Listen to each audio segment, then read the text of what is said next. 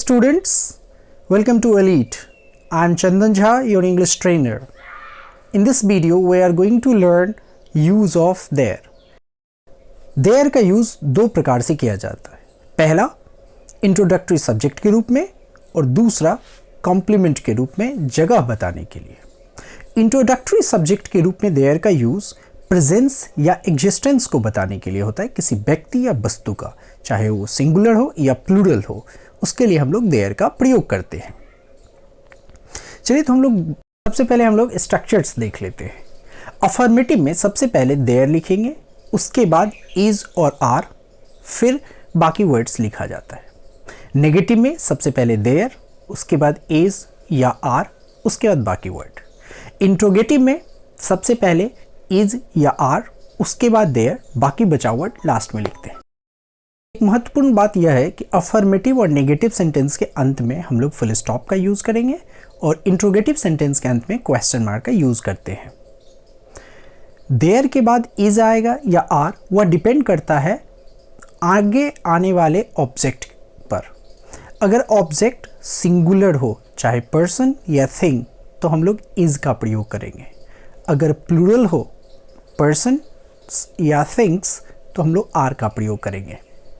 तो कुल मिलाकर अगर हम एक लॉन्ग स्ट्रक्चर की बात करें देयर का, तो सबसे पहले देयर, दूसरा पार्ट उसका होगा इज या आर, तीसरा पार्ट होगा जिस चीज़ की उपस्थिति बताते हैं, पर्सन और थिंग, और चौथा पार्ट होगा प्लेस, कहाँ पर वो चीज़ें या वह आदमी है. तो कुल मिलाकर इसके चार पार्ट होंगे, देयर, इज, आर, पर्सन और थिंग, एंड चौथा प्लेस. चलिए तो हम लोग एग्जाम्पल्स देख लेते हैं. क्लास में एक लड़की है.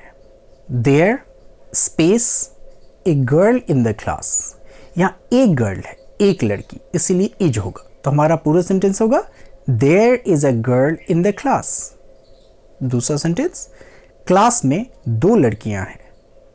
There are two girls in the class. चूंकि टू गर्ल्स प्लूरल है, इसीलिए हम लोग आर का प्रयोग करेंगे, ना कि इज का. अब कुछ और एग्जाम्पल्स हम लोग देखेंगे. आप लोग इसका आंसर अपने मन में या अपनी कॉपी में लिखेंगे मेरे साथ.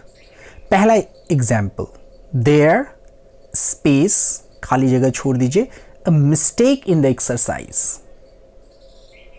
इसमें इज होगा. There is a mistake in this exercise. A mistake singular है, इसलिए इज होगा. इस अध्याय में एक गलती है. दूसरा example, there space 30 students in the class. Class में 30 बच्चे हैं.